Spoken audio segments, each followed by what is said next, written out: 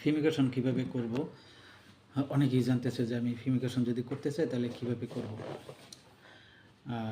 কিছু বিষয় জানা উচিত। এটা হলো যে আমি ফিউমিগেশন কেন করব বা এটা করলে সুবিধাটা কী? কারণ ফরমালিন তো ইচ্ছা করলেই কিনতে পাওয়া যায় না। তারপর এটা একটা সিস্টেম আছে দেওয়ার। এর বাহিরে উল্টাপাল্টা করলে সমস্যা হতে পারে। এইজন্য একটা কাজে আমি কেন যাব? আমার যদি উদ্দেশ্যটা জানা থাকে তাহলে আমি এটা করতে যাব। আর যদি আমি না জানি এটার কোনো ভালো বেনিফিট না পাই, উপকার না আসে তাহলে ঝামেলার কাজে আমি তো যাব না। তাহলে এটার সুবিধাটা হলো সব ধরনের জীবাণু মারা যাবে।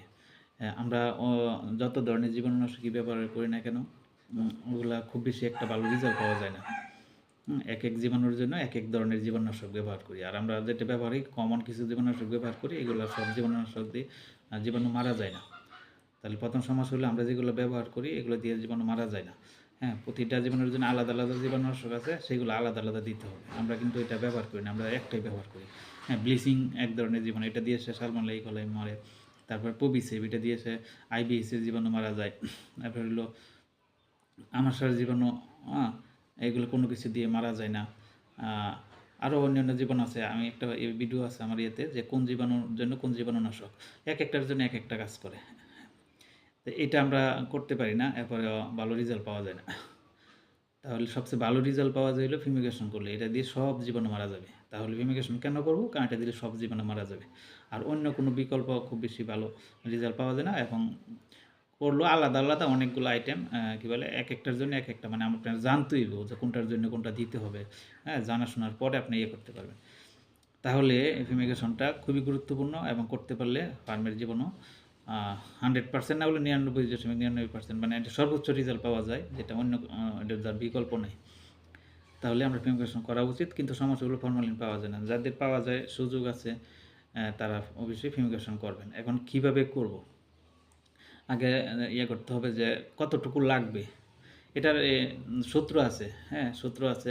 এত সূত্র, আমি যে সিস্টেমটা বলবো সূত্র কিছুই লাগবে না। আমি একটা সূত্র বলে দিব। এটা হলো 1000 স্কোয়ার ফিট, 1100 বা 1200 বা 1000 স্কোয়ার ফিটের জন্য 2 কেজি পটাশ, 4 লিটার ফরমালিন। আর কোনো কিছু আপনার জানা বোঝার দরকার নাই। উচ্চতা, সেটের উচ্চতা যদি 9 ফিট হয়, বা একটু কম বেশি হতে পারে। প্রস্থ 24 ফিট, লম্বায় 45 ফিট, মানে হলো 1000 স্কোয়ার ফিটের একটা শেড যদি হয় তাহলে 2 কেজি পটাশ, 4 লিটার ফরমালিন। হিসাব আর দরকার নাই। এখন যদি কারো 2000 স্কোয়ার ফিট হয় তাহলে এটা ডাবল হয়ে যাবে। 3000 হলে সে অনুপাতে বাড়বে, বা 1500 হলে সে অনুপাতে কমবে। হিসাব শেষ, পটাশিয়াম আর ফরমালিন। এটা একটা বিষয়। তারপর হলো আমি কীভাবে দিব বা কী করতে হবে। এর প্রস্তুতি হলো সে এমনি নিজের মতো করে যত ধরনের পরিষ্কার পরিচ্ছন্ন আছে সবগুলা করতে হবে। করার পরে খাবার পাত্র, পানির পাত্র, তুষ, ব্রুডার, লাইটের যা আছে সব কিছু ভিতরে সেট আপ করতে হবে। পরিষ্কার করার পর ভিতরে সেট আপ করতে হবে। যত ধরনের আইটেম আছে ব্রুডিংয়ের জন্য, মুরগি পালার জন্য, সবগুলো ভিতরে রাখতে হবে। পর্দা দিয়ে দিতে হবে যাতে ভিতরের গ্যাস বাইরে না যায়, বাইরের ভিতরে কিছু না আসে। একেবারে টাইট করে ইয়ে করতে হবে, ফাঁকা টাকা রাখা যাবে না। এভাবে করার পরে তারপরে এই যে তুষও তো দিতে হবে, তুষ। তারপরে পাত্র নিতে হবে। 8টা নিতে পারেন বা 10টা নিতে পারেন। আমি হিসাবের সুবিধার জন্য 10টা ধরলাম। তাই 10টার মধ্যে পটাশ রেখে দিতে হবে। 2 কেজি পটাশ 10টার মধ্যে যদি আমি দিই তাহলে 200 গ্রাম করে পড়বে। তাহলে দরজা, যে পাশে দরজা থাকবে, আমি যেদিকে বের হব এই পাশে দিতে হইব ওকে লাস্টে। তাহলে ফরমালিন, পটাশের মধ্যে ফরমালিন যে আমি ডালবো, কোথা থেকে শুরু করব? ওই লাস্ট মাথা থেকে দিয়ে আমি যে দিক দিয়ে বের হবো এটাতে দিতে হবে পরে। এখন যদি যেটা দিয়ে আমি বের হবো এটা যদি আগে দিয়ে দেই তাহলে তো এখানে ধোয়া শুরু হবে। আমি ওই সামনের দিকে গেলাম, বের হবো কীভাবে? বের হইতে পারবো না। এই জন্য ওই লাস্ট মাথায় দিতে হবে, তারপরে আস্তে আস্তে আসতে হবে যাতে গ্যাস হইলেও এটা আমার দিকে না আসে। এটা যত দূরে আমি এদিক দিয়ে বের হয়ে যাব। এই যেটা দিয়ে বের হবো এটা এখান দিতে হবে পরে। তাহলে 10টা পাত্র 10 জায়গায় সেট করতে হবে। ওখান থেকে তুষ সরাই ফেলতে হইব। যেহেতু তুষ থাকবে আশেপাশে তুষ সরাই ফেলতে হবে, যাতে ওই ধোঁয়ায় বা আগুনে ওই তুষে আগুন না লাগতে পারে। তুষ সরাই ওখানে 10টা পাত্র সেট করতে হবে, 200 গ্রাম করে দিতে হবে। তারপরে 4 লিটার ফরমালিন, তাহলে কতটুকু ওইটা পড়বো? 400 মিলি করে ফরমালিন পড়বে। তাহলে ওই দূর থেকে 200 গ্রাম পটাশ যেখানে ছিল পাত্রের, মাটির পাত্র বা যেটাই হোক, এটা দিয়ে 200 গ্রাম পটাশ ছিল, এখানে আমি 400 মিলি ফরমালিন দেবো। হ্যাঁ, এখানে একটা, এখানে একটা, এভাবে তারপরে আবার নিচে এখানে একটা, এখানে একটা, এভাবে 2 লাইনে 5টা 5টা এভাবে আসে। ওই তারপর এই পাশেরটা দিব, তারপর দরজার পাশে যেটা দিব এটা দিয়ে এদিক দিয়ে আমি বেরিয়ে যাব, দরজা দিয়ে দিব। এই হলো ওই ফরমালিন এবং পটাশের হিসাব এবং কেমনে দিতে হবে। তারপরে কি বলে 24 ঘন্টা, মিনিমাম 24 ঘন্টা এইভাবে রেখে দিতে হবে।